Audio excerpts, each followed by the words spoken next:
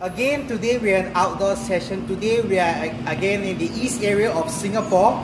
A little bit of a gloomy weather, but we're going to chirp up the atmosphere a bit by coming up with some more experiments for you. Now for today's session, what we want to do is we want to experiment a little bit about self-talk, and a little bit more about how to apply mental imagery in terms of sporting performance. Now the last time round we did more of generalization, how we can apply this for interview skills, how we can apply this to your exams, but today we're going to do more of in terms of sports. How do you perfect a particular skill?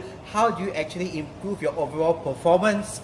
How do you actually overcome any kind of doubt or self-esteem issues, self-confidence issues? So today we're going to go through that, and we have a few special guests to try out the experiments, and at the end of the session we would like to give you the tips and recap, so you try this one out and make sure, remember the most important thing, take some time to actually hold on to these techniques. Maybe if you try it out after maybe 1 or 2 days, you might see very little progress, and it's a pity because it is starting to work. You need to get accustomed to these techniques, so give yourself at least a month in order for you to see the difference and feel the difference. Alright, we will get through the techniques in a short while. Join us then. Thank you. Alright, today we have here Jolene and Sakya. Am I right? Okay, Jolene and Sakya is from Bedok South Secondary School, and they are our guests for today. And they're going to tell us a little bit more about themselves and their current sport that they play in school. And some sort, maybe if they can share with us a little bit about any kind of challenges they face in their particular sport, or in terms of competition mode. They will just share with us a little bit about that, and we will know a lot more about their sport. Yes, Jolene, tell us a little bit about your sport. It's quite hard to pick up at the start, because none of us have knowledge about that sport. But then we've seen our seniors play the sport, so we got really interested and we formed the team and went for competitions and stuff. So far, how does your school do in your competition so far? By the way, it's handball, okay? Yeah, we got third place. Yeah. Is it the zonal competition? Yeah, it's easy. Easy. Wow, that's really good, huh? Yeah. Good. Wow, hey, that's not bad. And how long have you, the both of you, been actually into this sport? Have you been into this sport since you were in secondary 1? Yeah. Wow, that means you've been there for the past few years. What is the most challenging aspect about the sport?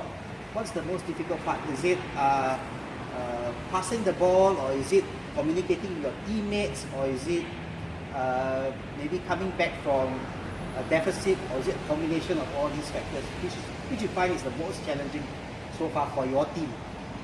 I would say stamina, because if your stamina isn't that good, then because you keep running back and forth, so if it isn't that good, then you keep losing out. Then you won't be as a team. You cannot pass the teammates, because you'll be running forward, and if you don't run fast enough with them, then they cannot pass to anyone. Okay. So handball is a teamwork. It's a teamwork.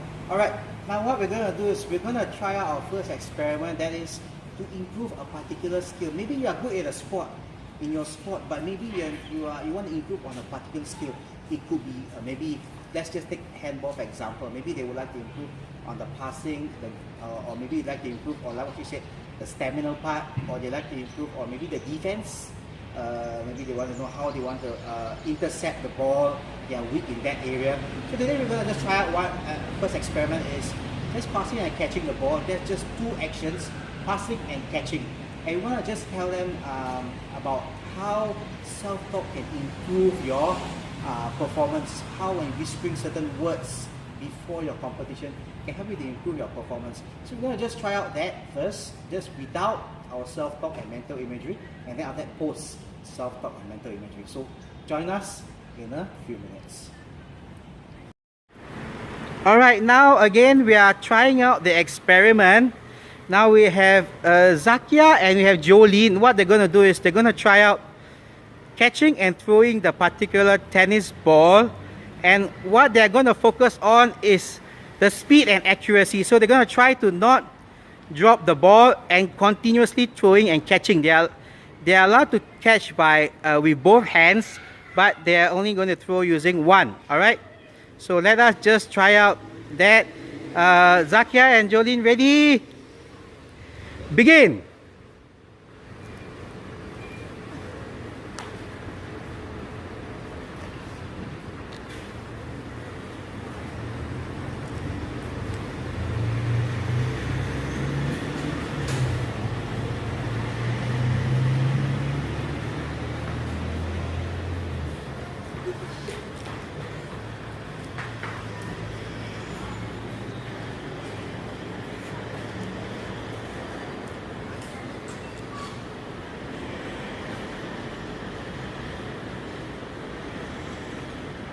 Alright, Jolene and Zakia right now, what they're gonna do is they're gonna try out the self-talk and see if it really improves the speed and accuracy of their throws. So what we're gonna do right now, Jolene and Zakia will have an excerpt of what they're actually gonna do. They will just join them in about a minute of self-talk, but first they're gonna relax their body by doing some deep belly breathing. So let us just begin our belly breathing. Okay, Jolene, Zakia, ready? Begin.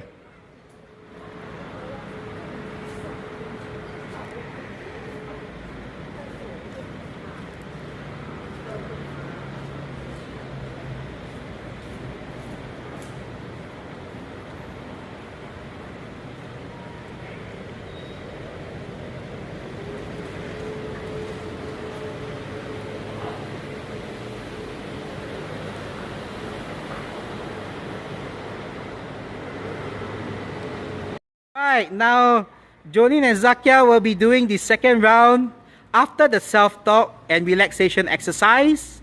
Let us just see if there is an improvement in the speed and accuracy. Remember, earlier on was 30 seconds. There was about 20, okay, a back and forth throws. Let us just try out once again. Get on your marks. Get ready. Begin.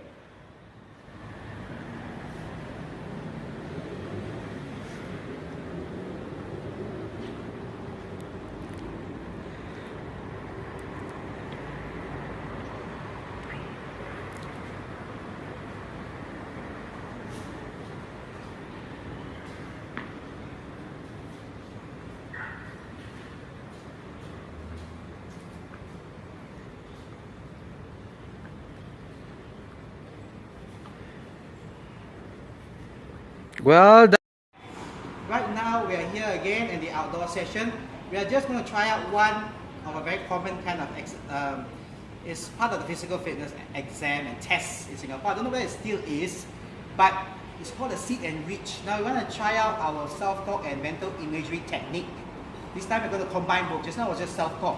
We're going to put in mental imagery and we're going to try out whether there's improvement or no improvement or worse outcome. Alright? So what we're going to do is we're going to get them to reach out as far as possible and let us see their marker where their fingertips end up, and then we will have the exercise, self-talk and mental imagery, followed by a post test again. Okay, now Jolene, Zakia, what you want you to do is reach as far as possible and do not overstrain, and let us just see where I'll just have a marker in mind and I will let you guys know as well. We'll have the camera nearby to see where the marker is. Alright, let us just try out. 1, 2, reach. Okay, wow, okay, Jolene was there. Okay, stop. Okay, now we're going to try out the exercise and we will see how they do post exercise. Thank you very much. Alright, they just did a minute of mental imagery where they imagine themselves reaching a little bit forward, a little bit further forward with their arms outstretched. The technique is there. They are moving forward and forward, further forward, sorry. And they also had self-talk where they said, I'm reaching further, I'm reaching further, and they repeat this to themselves in their mind. They didn't say it out loud, and they didn't whisper it out. Okay, so let's just see if there's any improvement. Jolene and Zakia, are you ready? Ready? Alright. 1, 2, reach. My goodness! Did you see that? Let us just, can you get the camera a little bit closer? Alright, let us just try one more time. Oh, this one. Oops. I hope this one's good. Okay, let us just try again. 1, 2, begin. Look at that. Look at your fingertips. Alright, thank you very much. Her, she reached a goal, was a little bit beyond that point, and for Zakia, yes, maybe she felt a little bit of pain, but she did reach beyond the, even on the toes even. Earlier on was beyond the ankles, below the ankles, right? Amazing. Thank you very much. We'll be back for a quick roundup before we look forward to the next session. Let's have a quick roundup in a short while. For today's session, we did two very important things. That is how to use self-talk, number one, and how to combine it with mental imagery, number two, in order for you to improve your sports performance or any kind of activity that you would like to improve on. Now, what Jolene and Zakia successfully did today was they had a pre-test, which they did the throwing of the ball, the tennis ball and catching, and the post-test, after doing just 1 minute of self-talk, they improved in their catching and throwing ability and accuracy.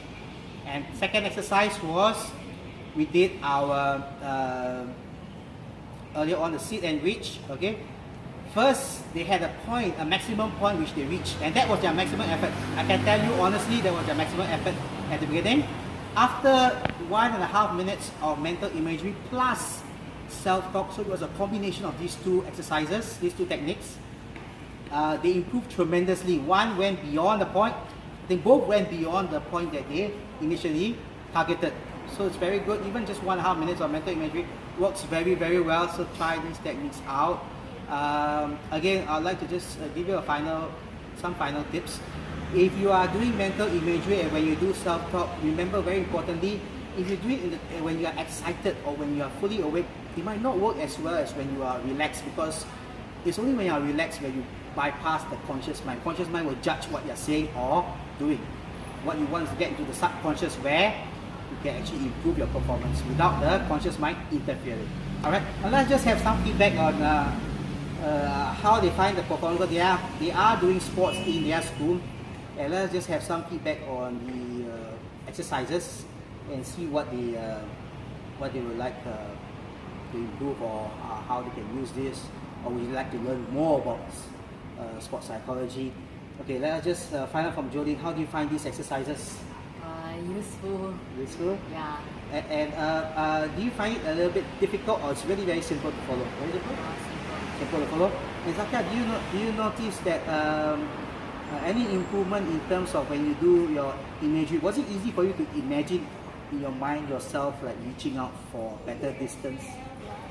Was it easy to remember, to visualize? And what actually was the self-talk that you used, so that we share the viewers so that they actually know that you can keep the sentences short, and what's the sentence that you use to improve your sit and reach distance? Did you say you can reach, I'm reaching further? Yeah. Okay, she says that she's reaching, I can reach further.